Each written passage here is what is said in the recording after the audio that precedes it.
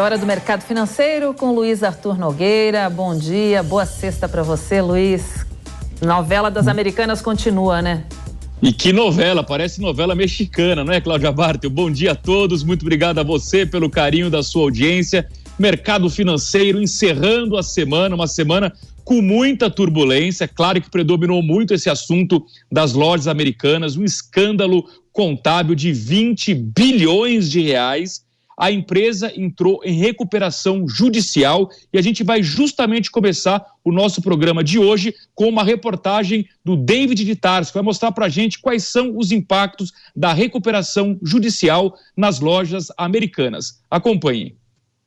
O pedido de recuperação judicial da Americanas está entre os maiores da história do Brasil e já foi aceito pela 4ª Vara Empresarial do Rio de Janeiro. A companhia tem dívidas de aproximadamente 43 bilhões de reais. A crise da varejista começou no dia 11 de janeiro, quando a empresa informou que havia detectado inconsistência em lançamentos contábeis. Nos balanços corporativos, um rombo inicial estimado em 20 bilhões. A Americanas já informou à Justiça que há o compromisso dos principais acionistas de referência da rede varejista, os bilionários Jorge Paulo Lemann, Marcel Teles e Carlos Sicupira, em manter a liquidez em patamares razoáveis para garantir o bom funcionamento da operação de todas as lojas. No pedido, os advogados afirmaram que todo o caixa da empresa vem sendo dragado por instituições financeiras e o risco, sem a recuperação judicial, seria o absoluto aniquilamento do fluxo de caixa do grupo, o que impediria o cumprimento de obrigações diárias indispensáveis ao exercício da atividade empresarial, tal como o pagamento de fornecedores e funcionários. O advogado Ricardo da Rocha Neto, especialista em disputas empresariais, explica como esse processo funciona na prática. Logicamente que ele é utilizado para empresas que sejam viáveis ainda do ponto de vista econômico. É um instituto que busca a função social da empresa. É uma empresa que tem alguma viabilidade econômica, que possa reestruturar as suas dívidas, reestruturar a sua atividade econômica. Ela vai ter um prazo para apresentar um plano de recuperação, de reestruturação da sua atividade. É um instrumento que busca conciliar, na verdade, diferentes interesses. Aqui não se busca só o interesse do devedor, o interesse do credor, dos credores envolvidos. Aqui tem um aspecto também social, de uma função social. Depois da descoberta do rombo contábil, a preocupação de muitos clientes é se é seguro fazer compras na rede, sobretudo no site. O receio é de cancelamentos ou atrasos nas entregas. Guilherme Farid, chefe de gabinete do Procon de São Paulo, garante que a situação para os consumidores é segura neste momento. A empresa foi notificada pelo Procon e respondeu que nenhuma relação de consumo está sendo afetada em razão desta crise que a empresa está passando. O posicionamento do Procon é que sim, é seguro que o consumidor continue efetuando compra nas lojas americanas, até porque isto vai ajudar a empresa também a sair desta crise financeira. Agora, o Procon nos próximos dias irá monitorar de muito perto todas as reclamações recebidas pela empresa, bem como as redes sociais da empresa, de modo a verificar se há um volume de reclamações diferente a justificar uma nova notificação ou uma intervenção do Procon nas atividades da empresa. Ainda de acordo com Farid, se alguma anormalidade for observada, uma nova notificação será feita à empresa e os consumidores serão alertados pelo próprio Procon. Outra preocupação dos analistas é com os pequenos investidores. Uma ação pede que no processo eles sejam equiparados aos consumidores e sejam ressarcidos por danos individuais. Mas, de acordo com o advogado Ricardo da Rocha Neto, a depender da conclusão das investigações, o caso pode se tratar de danos coletivos. Nessas ações de possível indenização em favor de investidores, isso vai ser discutido amplamente, né, para possível reparação de danos por conta da própria forma. E se houve omissão de informações, se violou deveres relevantes quanto a informações ao mercado, que não foram divulgadas e deveriam ter sido. Se houve indução a erro e com práticas ilícitas, isso é passível de responsabilização, com violação de preceitos, de boa-fé. Isso são práticas que cabem, em tese, aí uma ação de ressarcimento. Após o anúncio da recuperação judicial na tarde desta quinta-feira, a B3, a Bolsa de Valores de São Paulo, informou que vai retirar Americanas de 14 índices. As provedoras FTSE e a Teva também confirmaram que vão fazer o mesmo movimento. Bom, como o David Tarso falou agora no finalzinho da reportagem, a B3 já retirou as ações das lojas americanas de 14 índices. O principal deles é o índice Bovespa, que é o grande índice da Bolsa Brasileira, que tem quase 100 ações das principais empresas que têm papéis sendo vendidos, negociados na Bolsa de Valores.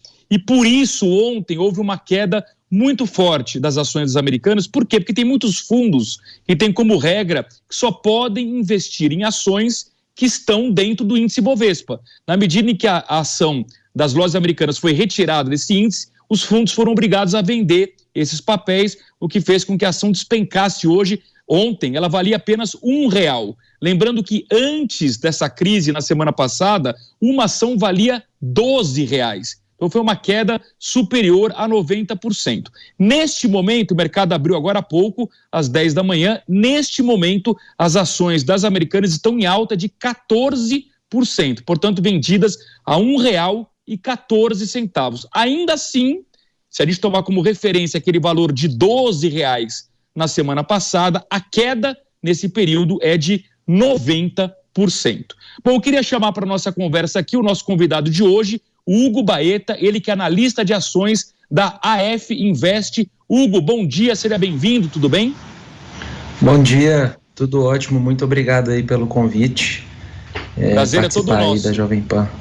Prazer todo nosso. Hugo, para começar, eu queria a sua opinião sobre esse episódio todo das lojas americanas e uma orientação para aquele investidor que tem uma tentação de querer, nesse momento de muita especulação, achar que eventualmente comprar a ação das lojas americanas pode ser uma boa oportunidade, porque despencou 90%, mas tem muito risco envolvido nisso, não? Sim, exatamente. Bom, o que a gente viu aí foi um evento que realmente pegou todo mundo de surpresa. Fraude é uma coisa que foge totalmente do escopo da análise dos investidores e aí a gente viu no que deu, né? Agora Americanas vai entrar em recuperação judicial, aí agora vai ter um processo bem lento de acordo entre os credores, os fornecedores, os bancos, os fundos também que tinham debêntures das lojas americanas e de fato não é um momento bom para comprar as ações. Essas oscilações fortes que acontecem aí intradiárias são movimentos muito especulativos.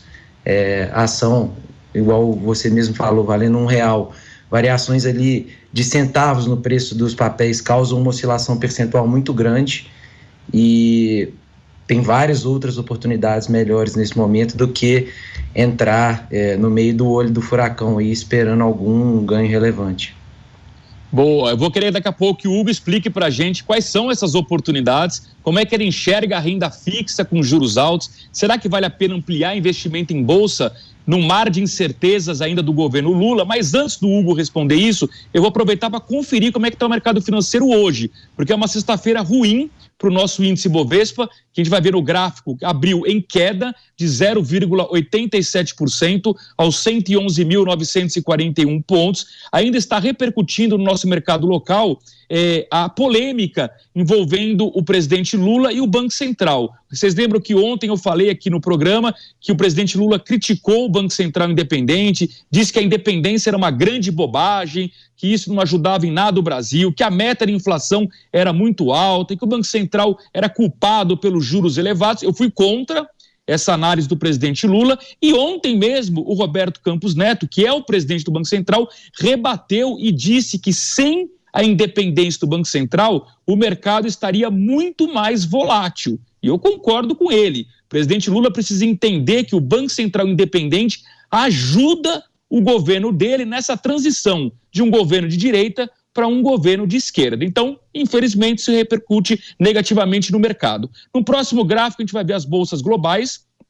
Hoje, finalmente, um dia positivo, porque as bolsas europeias e americanas apanharam muito durante a semana, com risco de recessão. Reparem no canto direito, bolsas europeias todas no azul, Frankfurt em alta de 0,39%, Londres 0,17%, Paris subindo 0,52%, apesar de toda a onda de protestos e greves lá na França. Bolsa em alta hoje, Madrid 1,14%. Na Ásia, já tudo fechado, também no positivo, Xangai subiu 0,76%, Tóquio 0,56%, Hong Kong 1,82%. Já nas barrinhas das bolsas americanas, elas refletem o fechamento de ontem negativo. Por quê? Porque a bolsa americana abre daqui a pouquinho às 11h30 pelo horário de Brasília. E o índice futuro das bolsas americanas também indica uma abertura em alta lá nos Estados Unidos. Em resumo, o mundo inteiro sobe hoje e o Brasil, na contramão, está em queda. E para finalizar o mercado de câmbio, o câmbio também reflete essa polêmica envolvendo o presidente Lula e o Banco Central. É natural que quando você tem incerteza, o dólar suba, está subindo 1,06%, R$ 5,22. O euro também em alta de 1%, vendido a R$ 5,65. E o Bitcoin em alta de 0,11% aos $21.097. Bom, em meio a essa turbulência, eu vou chamar de volta o Hugo Baeta, ele que é o nosso analista de ações da AF Invest. Hugo, queria que você orientasse a nossa audiência, como a gente gostaria de ter uma previsibilidade no ano, isso não é possível, onde investir nesse mar de incertezas? Prioriza a renda fixa com juros altos, tem oportunidade aqui na Bolsa de Valores, vale a pena colocar dinheiro em ativos no exterior? Qual é a sua visão? Bom, a boa notícia nesse mar de incertezas é que o mercado financeiro ele sempre se antecipa ao cenário negativo, e isso, em certa forma, já está impactado no preço das ações. Então, tem muitas ações que estão sendo negociadas em patamar de preço atualmente, que já embute um cenário de juros alto, um cenário de perda de resultado por desaceleração da economia. E aí qualquer surpresa marginalmente positiva poderia trigar aí uma alta relevante para as ações. Obviamente não é para colocar 100% do capital em ações, isso vai muito de acordo com o perfil de risco do investidor, e também tem várias oportunidades aí interessantes na renda fixa com a Selic no patamar que está aí atualmente. Hugo, e ativos do exterior? Faz sentido para você? Para aquela pessoa que de repente está mais preocupada, sim, quer se proteger do futuro aqui no Brasil, faz sentido ter ativos no exterior? No exterior, se a gente pensar em ativos já olhando para ações, do nosso lado aqui a gente está um pouco mais pessimista, porque todo o movimento que a gente viu aqui de alta de juros, que consequentemente impacta a aceleração econômica e, por fim, as empresas da Bolsa, a gente está vendo acontecer lá fora. Então, o Banco Central dos Estados Unidos, o Banco Central Europeu, os dois vêm subindo juros de forma muito forte, e a gente ainda não viu esse impacto acontecer de forma relevante na economia. Se a gente pega, por exemplo, na economia americana, os indicadores de desemprego ainda muito baixos, a gente não viu nenhuma alta do desemprego por conta dessa desaceleração da economia, e aí por conta disso, parte de renda variável lá fora ainda enxergamos com uma certa cautela, mas na parte de renda fixa já tem aí várias empresas com uma dívida corporativa pagando aí dólar mais 8, dólar mais 9, e aí essa parte de renda fixa lá fora sim tem começado a ficar interessante. Hugo, nós temos 30 segundos para concluir. Eu queria a sua opinião sobre um tema que sempre é polêmico: criptomoedas. Para você, investimento faz sentido ou é loteria? Olha só, o grande problema das criptomoedas é como precificá-las, né? Os ativos tradicionais, ou seja, bolsa e renda fixa, eles geram caixa. Quando você compra um título de renda fixa, você recebe juros, você recebe as amortizações da dívida. Quando você compra as ações, você recebe os dividendos, e aí você consegue precificar o ativo conforme a própria geração de caixa que ele te traz. No caso dos criptoativos, é uma coisa um pouco obscura, porque é um ativo que o preço oscila literalmente de acordo com a oferta e com a demanda do comprador, não tem um fundamento tão fácil de se enxergar. Quando você começa a estudar mais de perto as criptomoedas, você consegue enxergar um valor ali em termos da independência que ele te fornece, que não tem nenhum regulador ali por trás, mas é difícil de precificar para saber se a cripto ela tá barata ou cara.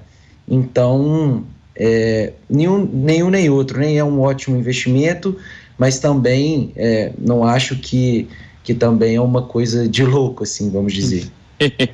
Muito bem, Hugo Baeta na lista de ações da F-Invest. Hugo, muito obrigado, um bom dia, até uma próxima oportunidade. Muito obrigado também, bom dia aí, tenha uma ótima tarde. Obrigado. E para encerrar o mercado financeiro de hoje, uma boa notícia, o desemprego vem caindo no Brasil, né? E a renda melhorando. Os detalhes quem traz para a gente é a repórter Soraya Lawande. O ano de 2022 trouxe resultados favoráveis para o mercado de trabalho. A taxa de desocupação recuou 0,9 ponto percentual de setembro a novembro do ano passado em relação ao trimestre de junho a agosto e 3,5 pontos percentuais na comparação com o mesmo período de 2021. 8.700.000 pessoas ainda procuram emprego. A coordenadora de pesquisas por amostra de domicílios do IBGE, Adriana Bering, explica que a retração no mês de novembro é reflexo do acréscimo de 680.000 pessoas no mercado de trabalho, um aumento de 0,7% na ocupação no período.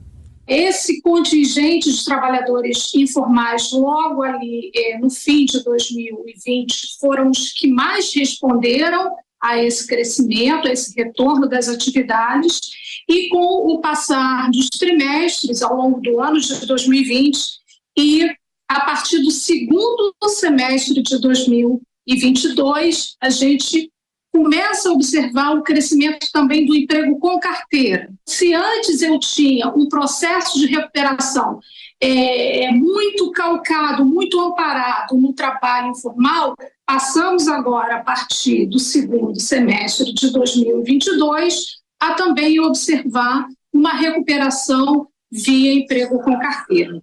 De acordo com o IBGE, a taxa de desocupação vem caindo de forma significativa há 6 trimestres. Uma recuperação que é gradativa e setorialmente desigual.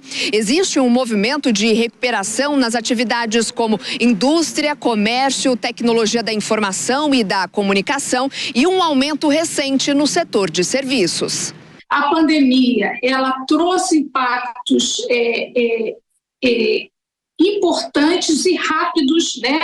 O impacto, a perda de trabalho foi muito rápida, foi coisa assim de 4 meses, e esse processo de recuperação está levando aí cerca de 2 anos. O ano de 2022, ele ainda vai consolidar, né, esse processo de recuperação que mais tardiamente foi observado nas atividades de serviço. Apesar da queda expressiva, Adriana reforça que o mercado de trabalho ainda é composto por muitos trabalhadores informais. A taxa de informalidade também teve queda e agora está em 38,9%. A menor desde o trimestre encerrado em novembro de 2020. Mas ainda são 38.800.000 trabalhadores nessa condição. E aqui a gente, quando diz trabalhador informal, é aquele conta própria que não tem CNPJ, não tem MEI, é a empregada doméstica que não tem carteira, é o próprio empregado no setor privado que também não tem carteira, ou seja, são todas aquelas formas em que não há nenhuma salvaguarda, né, do ponto de vista da inserção desse trabalhador com a sua atividade laboral, né? Então, isso ainda é um contingente importante de cerca de 39 milhões de trabalhadores brasileiros. Ainda de acordo com a pesquisa, o rendimento médio estimado foi de R$ 2.787, um aumento de 3% no trimestre. Pois é, essa recuperação boa do mercado de trabalho vai desmontando aquele argumento de herança maldita. Não há herança maldita nenhuma do governo anterior, portanto, não há desculpas para o atual governo não trabalhar direitinho para fazer o Brasil continuar crescendo com responsabilidade fiscal. Encerramos assim o mercado financeiro de hoje. A gente volta segunda-feira ao vivo às 11h15 da manhã. Eu devolvo para você. Ótimo fim de semana, Cláudia Bartel. Obrigada, ótimo fim de semana para você também, Luiz, e até segunda-feira.